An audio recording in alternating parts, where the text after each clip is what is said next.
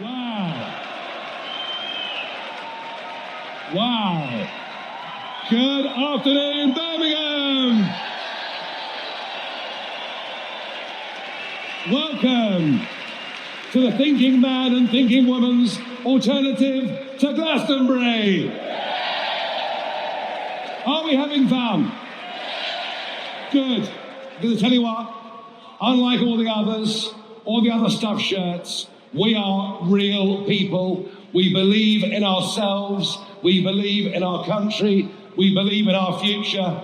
But we also believe in having fun and enjoying life and being optimistic about the future of our great country.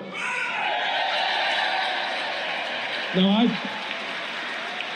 I got to tell you, the last time I was in front of a crowd like this, it was the 31st of January 2020, and we were in Parliament Square, and it was the moment that we finally left the European Union, and Richard and I were up on stage, and what a moment! What a moment.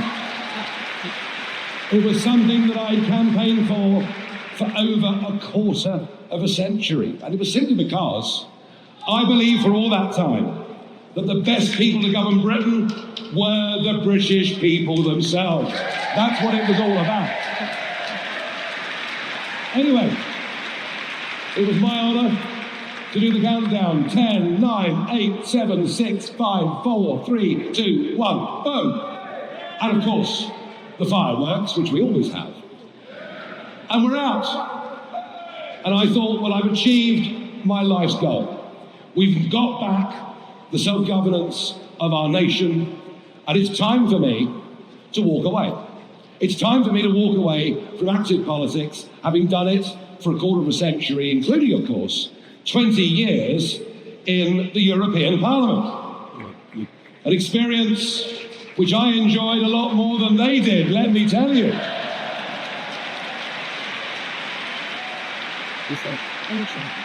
And so, for the last 4 years, life has been pretty good.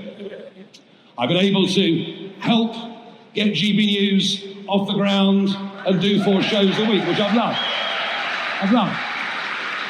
I've been back and forth across the Atlantic like a commuter, speaking at colleges, speaking at conventions.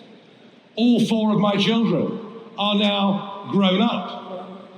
Indeed, so much so that this week, on of all days, the 23rd of June, the 8th anniversary of Brexit, my first grandson was born as well.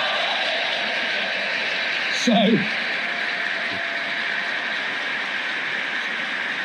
life has been pretty good. Life has been content. I've not needed to work much on Saturdays and Sundays. I've not been subject to endless media attacks. We might come back to that, funnily enough. And I've earned more money than I've earned for 30 years, and life has been great. And suddenly Rishi calls a general election. At very short notice, I thought, well, it's impossible. I can't possibly come back with just 4 weeks to go.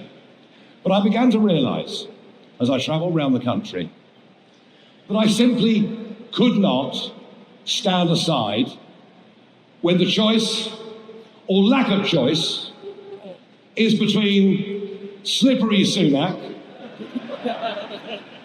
the biggest spinner since Blair, who's trying to convince us in what is now the 5th consecutive Conservative manifesto that somehow they're a party of low tax, when they put the tax burden up to the highest it's been since 1948, to convince us that they're a party of low immigration levels, and they got an 80-seat majority in 2019 on the back of that, and remember, with considerable support from the Brexit Party as well. We helped them enormously.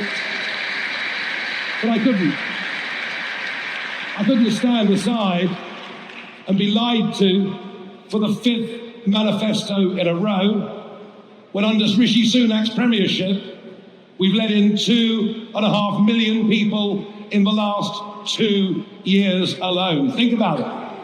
1 in 30 people in this country has come in since Rishi Sunak became Prime Minister. And I couldn't stand aside and see a Labour leader. When I say leader, I don't believe the man has any leadership qualities whatsoever. None. And I think to lead a country through difficult times in a war that is in, I wouldn't quite go as far as that, sir, but I get the point. I do get the point. We need someone leading our country in difficult times when the world is perhaps in a more perilous place than it's been at any point in our lifetimes. You do need a degree of charisma. Now, Keir Starmer has the charisma of a... Well, I did use this 10 years ago in the European Parliament, but I'm going to dig it out of the cupboard. He has the charisma of a damp rag.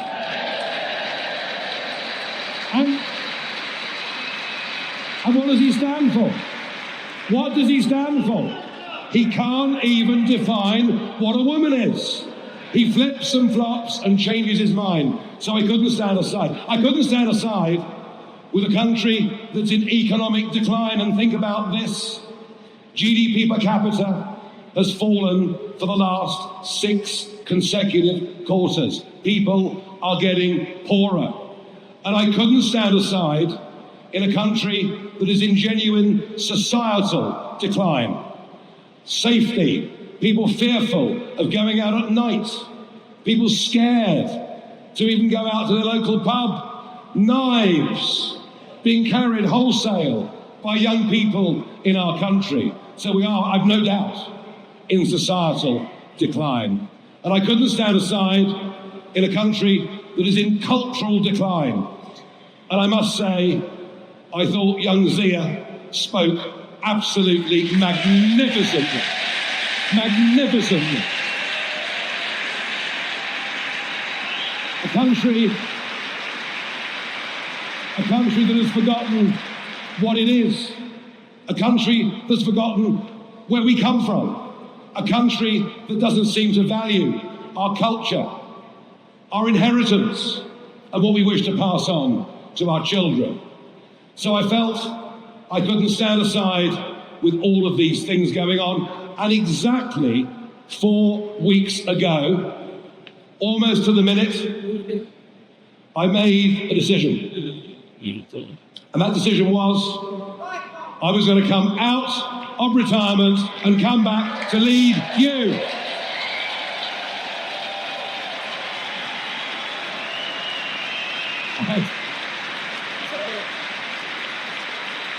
And what an unbelievable 4 weeks it has been. I'll tell you something, I've no doubt, something is happening out there.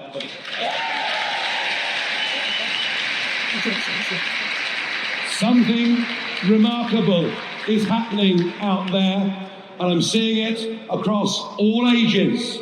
Never before have I seen so many young people concerned about the future of their country. It's great. Really great.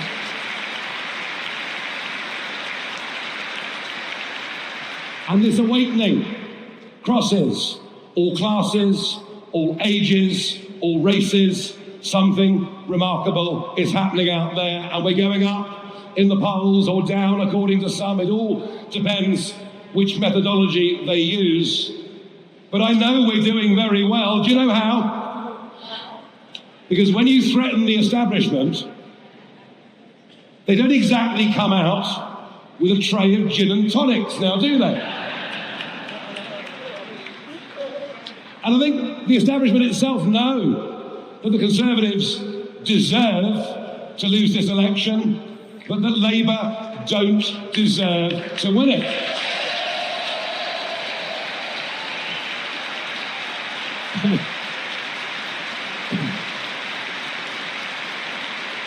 And everywhere I go, I sense that we are the story.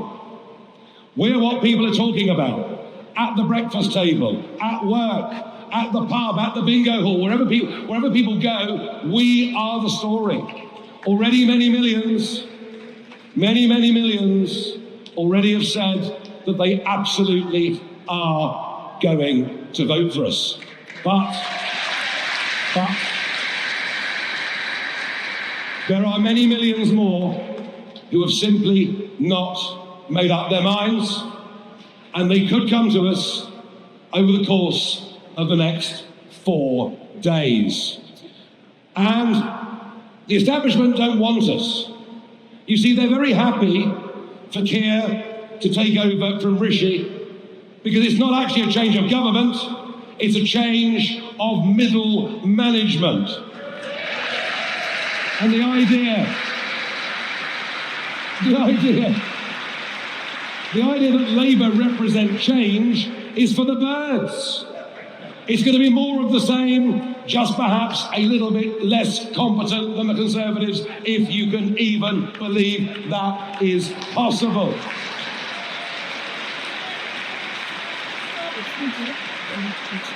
Now look, I'm used to the rough and tumble of political debate, and all's fair in love and war. But I have to tell you, one or two of the things that have happened over the course of the last few weeks go way, way beyond what is reasonable and what is fair. The first day of the campaign, I did an event down in Dover, where I talked about one of my pet subjects, the boats crossing the English Channel. And it was interesting because the BBC News Channel took the speech live until they cut it off with the presenter saying, well, we cut away from that because here's Nigel Farage using his customary inflammatory language. And I demanded an apology. And I got one, which was remarkable. In fact, over the last year, I've had quite a few apologies, including from National Westminster Bank, which was rather good too.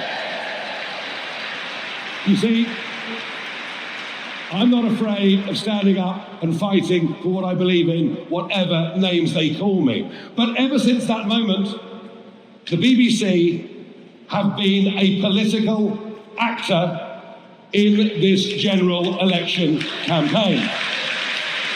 Indeed, it was the BBC that started off the Russia hoax. Now, it's always the Russia hoax. We won the referendum, so they concluded it must be Russia. It must be the Russians that funded the Leave campaign. And this went on for year after year. And with us in the room today is Aaron Banks, one of the men who put the most money into that Brexit campaign. And Aaron had to fight the Russia hoax for years in the courts until he finally won against a Guardian journalist. Russia had nothing to do with our success in that referendum. So it was the BBC that started off the Russia hoax. And I understand why the BBC don't like me. I understand why the Labour Party don't like me. I understand why the Conservative Party don't like me, because unlike them, I could see that the war in Iraq 20 years ago was a mistake because there was never any endgame.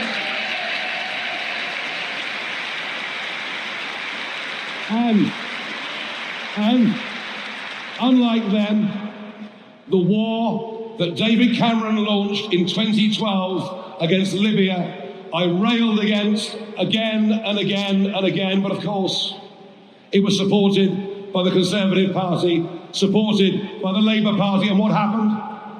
A new organisation was created, ISIS. We created ISIS. Before the Libyan war, there were no boats crossing the Mediterranean. But because of David Cameron, a couple of million have now crossed the Mediterranean, and many, of course, now want to come to us. And unlike them, who seem to have no feeling or understanding for history, I predicted 10 years ago in the European Parliament that because of our actions, there would be a war in Ukraine. I said it openly, I said it clearly, and I was the only British political figure to get, sadly, to get that right. And now we have this horrific conflict with perhaps up to 1 million battle casualties. But that gets twisted by the BBC because I predicted it into support for President Putin. Can I just be absolutely clear?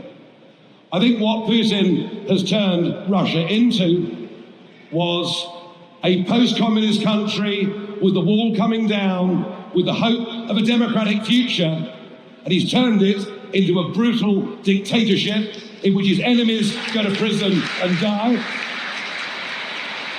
in which journalists disappear. And I think what Putin has done in Ukraine is absolutely morally reprehensible in every single way. Have you got that?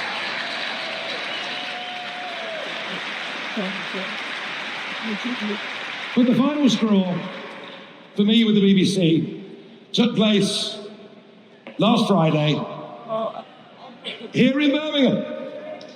A question time special. I think it might be the 40th question time that I've done over the years. Now, look, I expect an audience not all to agree with me. But I don't expect the first questioner to be somebody who has produced 8 separate BBC programmes over the course of the last year, including Doctor Who, which I used to love, and they've completely ruined.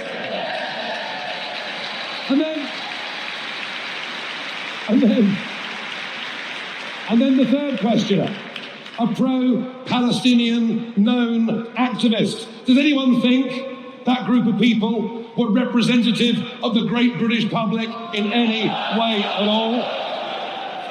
Well, I've had enough. I've had enough. Have you had enough of the BBC? Well, we will renew with added vigour our campaign over the course of the next few years, as we're going to be the leading voice of opposition. And I say that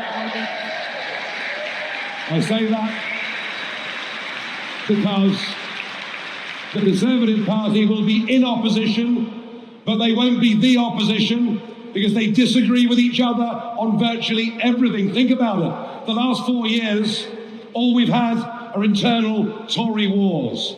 They stand for nothing. I was told they're a broad church. Well, they're a broad church without any religion. It simply doesn't work. So we will, again, renew our campaign with added vigour to say that the state broadcaster has abused its position of power, and we will campaign as the leading opposition voice in this, not just in Parliament, but in the country too. We will campaign for the abolition of the BBC licence fee.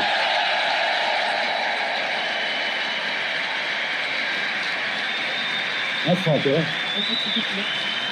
Wow, that's popular. You like that, don't you? You like that, don't you?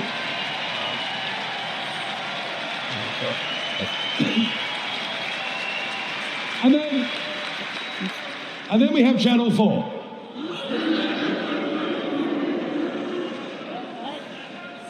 A so-called public service broadcaster. Well, let me tell you, what happened in Clacton Saturday week back was the biggest put-up job and smear campaign I have seen in my entire life. That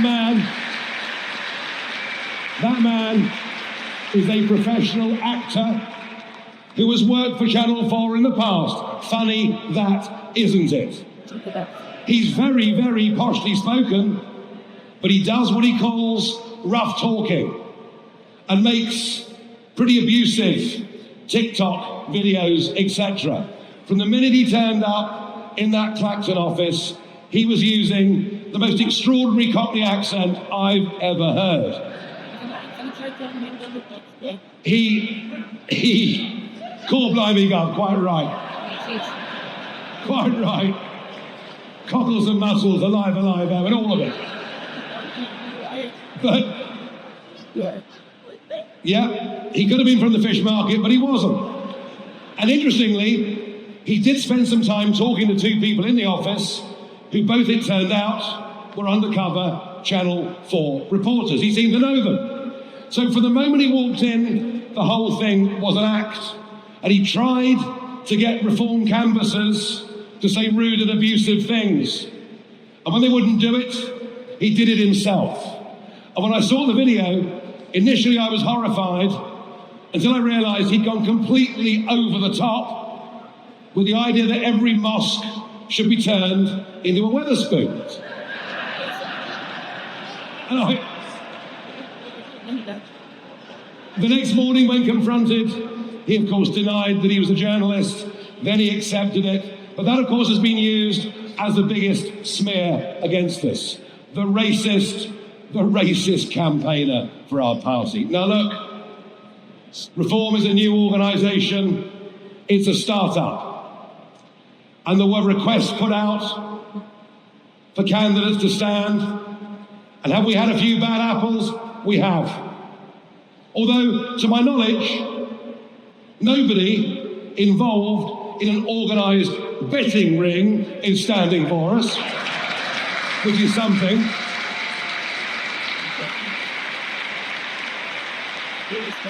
The Channel 4 story was a put-up job. It really is frankly gross that insult should be directed at all of you and all of our millions of voters. It is simply untrue.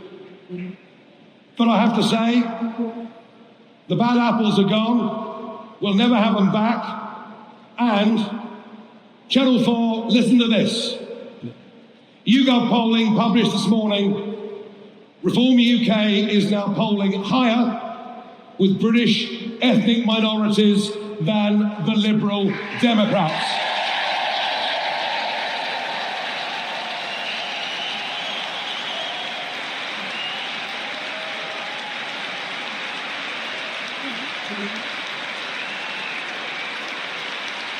So, Channel 4, put that in your bloody pipe and smoke it.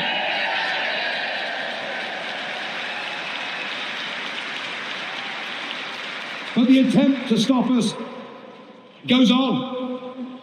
Would you believe today, since we went live at 12 o'clock, in the middle of Anne Widdecombe's speech,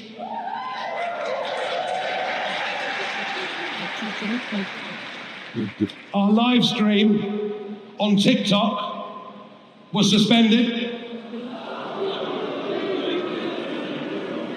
for the use of hate speech. Now, I don't know about you, I've always found Anne Widdecombe rather charming. Principled, decent. I mean, she's a battler, she's a warrior. She's actually a fantastic role model for women in this country to go out and do things.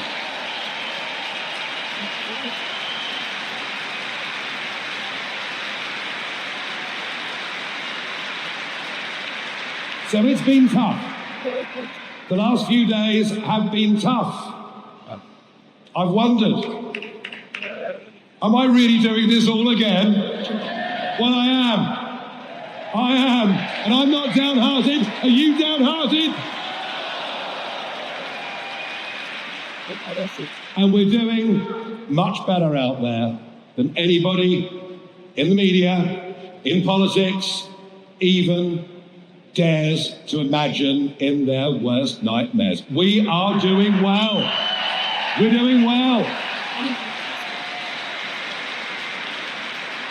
And we are not a protest vote, even though there is much to protest against. People are supporting us because we have a vision. People are supporting us because we can see the way forward. People are supporting us because we stand up for values. People are supporting us because we believe in the family, and we put in our contract with the people, I think, a brilliant idea that you front-end load child benefit, so that if a mother with young kids wants to stay at home until they're of school age, we'll make it easier for them to do so. We must. We're the first party in years to talk in a positive way about marriage. Now, you know, not all of us have the best record in this particular area, but there's no doubt that children brought up in a loving married relationship have better life chances than anybody else. They just do. So we're pushing the idea of transferable tax allowances. And what is it that's really hurt the family? Well, part of it, I think, is the psychological damage that was done to us through repeated lockdowns.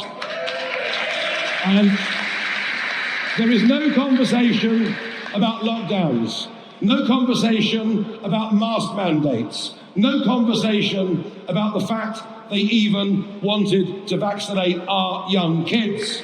No conversation, no debate, because Labour and the Conservatives both agreed.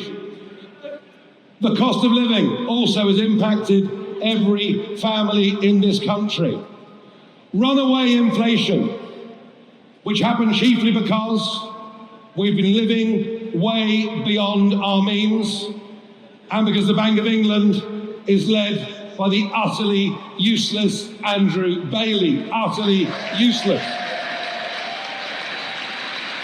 So interest rates which had to go up have impacted particularly those with mortgages or those renewing. But think about this, again, not discussed, not debated in the election campaign by Labour or Conservative. When the Conservatives came to power, our accumulated national debt was roughly £1 trillion. It is now £2.7 trillion, and the interest repayments are £90 billion a year, the same as the education budget, which is ironic, isn't it?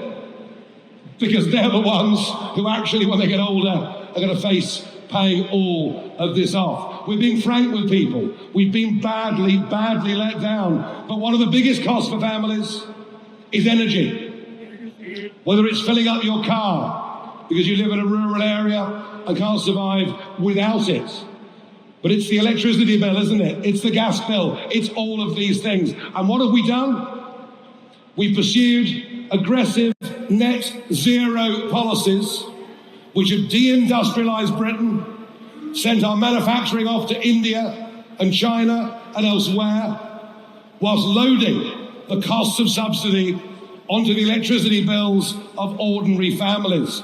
I'm for renewable energy if it works, but it gives us intermittent, expensive energy. So we would scrap the excessive, impossible to achieve net zero agenda of both parties.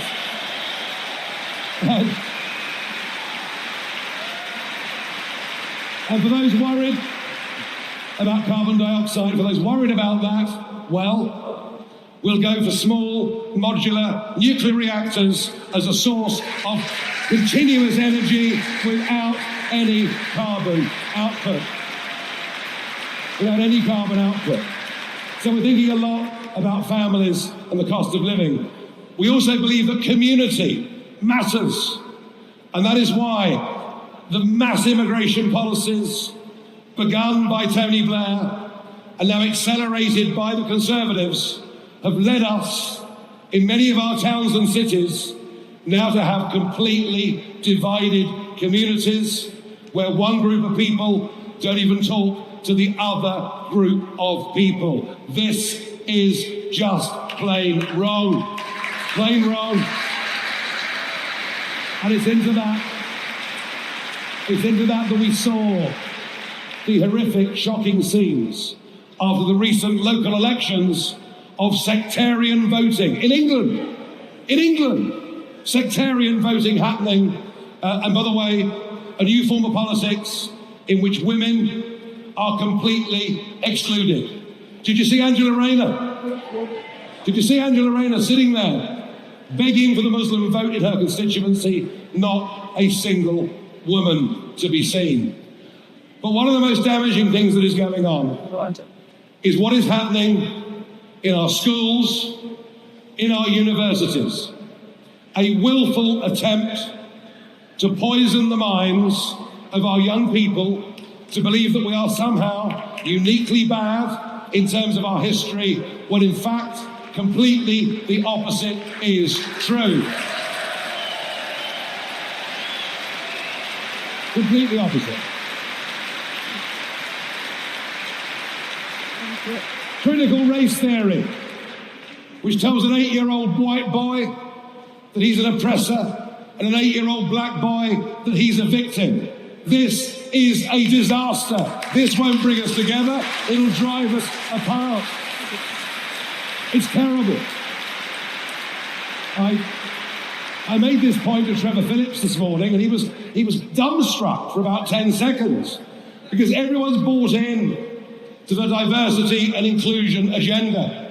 They all seem to have brought into the idea that we should all be divided up according to our race, according to our sexual preference, of which there are now so many I can't even keep up or understand what many of the definitions are.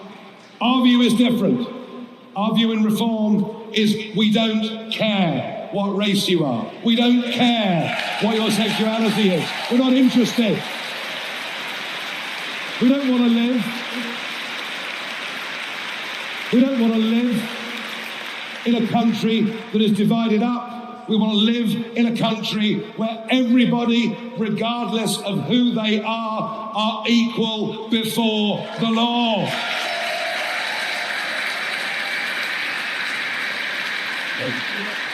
And I would say to those that have called us nasty names, none of those people with those tendencies are welcome in this party. None of them. And if anybody in this room is motivated by hatred and loathing of others because they're different, I invite you to leave the room now. Let's tell people who we are.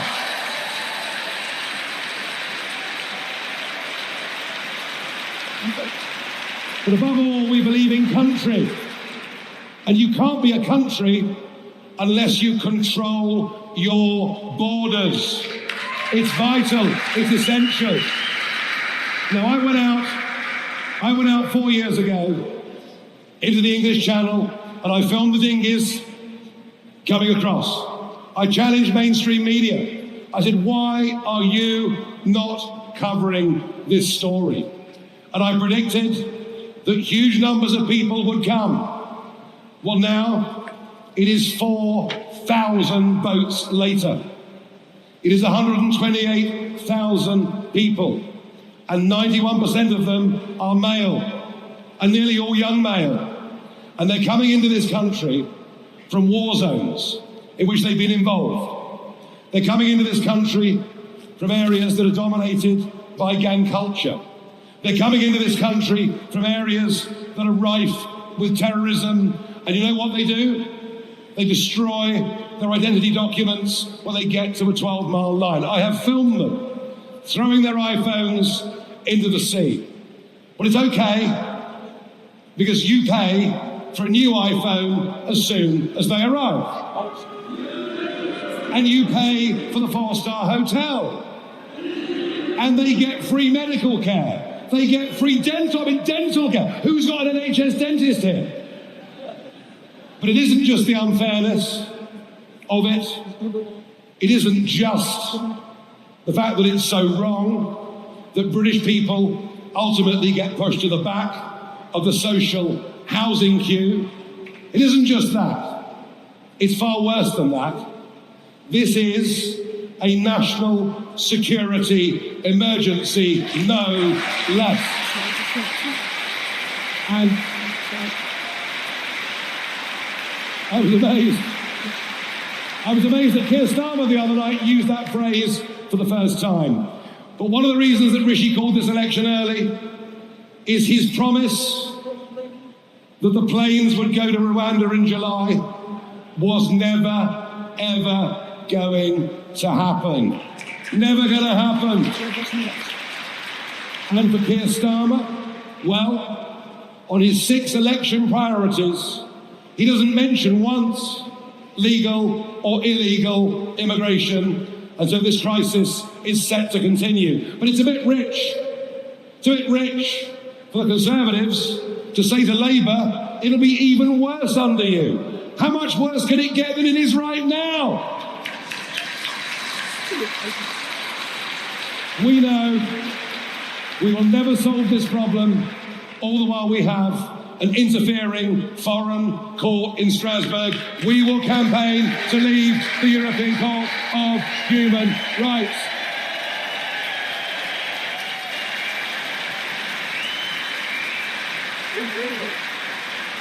And of course, the first priority of any government is to defend this country and to defend its people.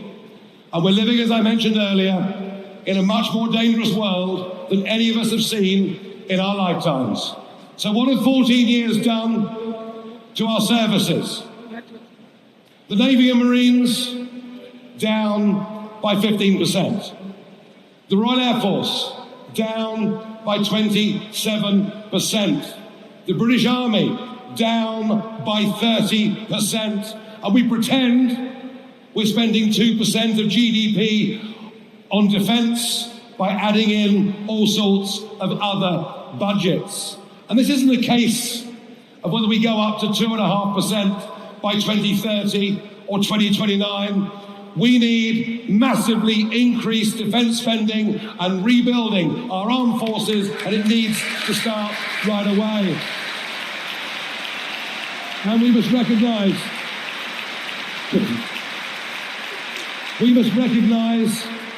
that for our future security, NATO and the relationship with America is absolutely key. And I promise you this, David Lammy and Keir Starmer want to take us into, just as Mrs May did before. In fact, was she the worst ever Prime Minister? There's a lot of competition out there, you know, isn't it? Very difficult. Just as Mrs May wanted to do, Labour will take us into the European Defence Union, taking us closer to that and further away from NATO, and we will fight that every single inch of the way.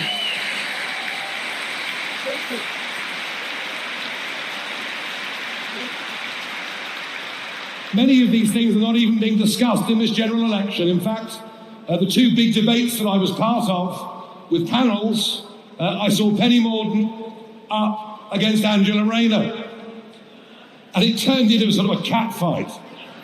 You know, you're going to put taxes up. No, you're going to put taxes up. None of them really telling us what they stand for. Nobody with a vision for the future of this country. Ladies and gentlemen, we have an optimistic, positive view of what we can do to help families, to help communities, to help our nation, perhaps to get back a bit of pride in what we are, in who we are, and where we can go in the future. That is where we are. And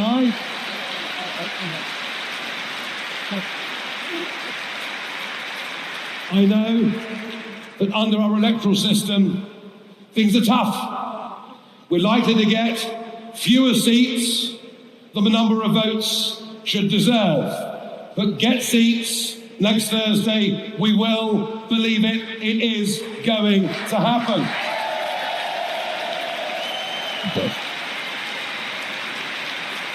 And we'll likely see a Labour Party with, not a particularly high share of the vote, with a massive number of seats. And part of what we're about is reforming the potentially corrupt postal voting system, reforming the voting system, getting rid of the unelected House of Lords in their current form. Yes, we are the reformers. We are the reformers in every sense. We believe that at the same time, you can respect your culture, your traditions, but move it into and make it appropriate for the 21st century. That is what we're all about. And I know that Starmer is going to win this election, but I believe this. What Thursday is about is the first step. It's the first major step that we take in an independent United Kingdom to turn this around. Britain is broken. Britain needs reform.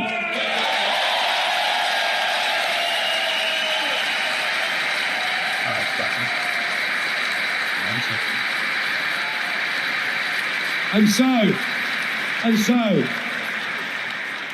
we will become the voice of opposition, and my intention, given that we're hitting 60,000 paid-up members today, over 200,000 people now, supporters on our database, we're growing rapidly. My intention is we build, over the course of the next few years, a mass movement, the likes of which has never been seen in the modern history of this country. A mass movement for real change. A mass movement that reflects the views of ordinary people of this country.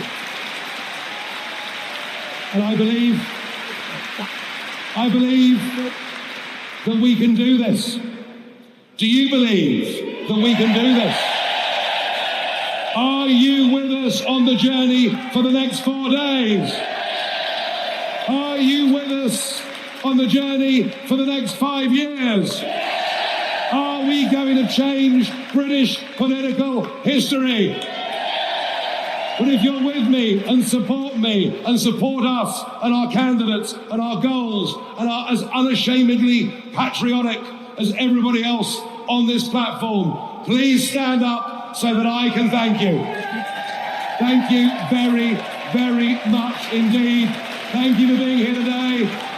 Onwards to Thursday. Thank you.